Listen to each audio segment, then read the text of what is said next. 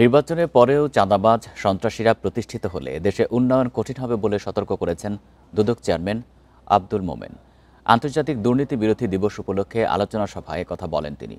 এ সময় অর্থ উপদেষ্টা সালেউদ্দিন আহমেদ বলেন, রাজনীতিবিদরা ঠিক থাকলে সমাজে পতন ধরবে না। দুর্নীতিবাজদের বিরুদ্ধে প্রতিরোধ গড়ে তোলার আহ্বান তার। জাতীয় পতাকা উত্তোলনের মধ্য দিয়ে শুরু হয় আন্তর্জাতিক দুর্নীতি বিরোধী দিবস ২০২৫। এরপর মানববন্ধন শেষে জাতীয় শিল্পকলা একাডেমিতে দুদকের আয়োজনে হয় আলোচনা সভা। এ সময় সংস্থার কমিশনাররা বলেন, দুর্নীতি রোধ করতে হবে দেশীয় মডেলে। নিজেদের জন্য মডেল নিজেদেরই তৈরি করতে হবে। সরকারি প্রজেক্টের বিস্তারিত তথ্য ওয়েবসাইটে দেওয়া বাধ্যতামূলক করা উচিত। দুর্নীতিবাজরা নিত্য নতুন কূটকৌশল প্রয়োগ করে জনগণের অর্থ আত্মসাৎ ও অর্থ পাচারের মতো জঘন্য অপরাধ করে চলেছে নিরন্তর। সভায় প্রধান অতিথির বক্তব্যে অর্থ উপদেষ্টা সালেহ উদ্দিন আহমেদ বলেন, ব্যক্তি পর্যায়ে স্বচ্ছতা ও জবাবদিহিতা ছাড়া দুর্নীতি কমানো যাবে না।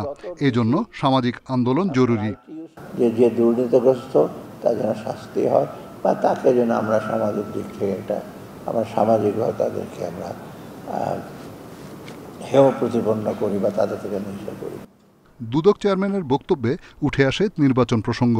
বলেন, ক্ষমতাচ্যুতরা পালিয়ে যাওয়ার সময় যারা সহযোগিতা করেছে টাকার বিনিময়ে তাদেরও ভোট দেওয়া যাবে না। নির্বাচন পরবর্তী দেশে চাঁদাবাজ ও সন্ত্রাসীরা প্রশ্রয় পেলে দেশের উন্নতিও সম্ভব নয়। দুর্নীতি এই দেশকে বৈষম্যের দিকে নিয়ে গিয়েছে, দুর্নীতি অপশাসন টেনে এনেছে। আমরা যদি সুশাসন চাই, সবার আগে এখানেই আমাদের হাত দিতে হবে। বিভিন্ন দেশে পাচার হওয়া টাকা ফিরিয়ে আনতে ফার্স্ট সেক্রেটারি পদমর্যাদা কর্মকর্তাকে পাঠাতে সরকারের প্রতি আহ্বান জানান দুদক চেয়ারম্যান। ওখানে গিয়ে ডার্টি মানি হয়ে গেছে আমাদের কষ্টার্জিত অর্থ। রিশাদ হুদা, ইন্ডিপেন্ডেন্ট নিউজ, ঢাকা।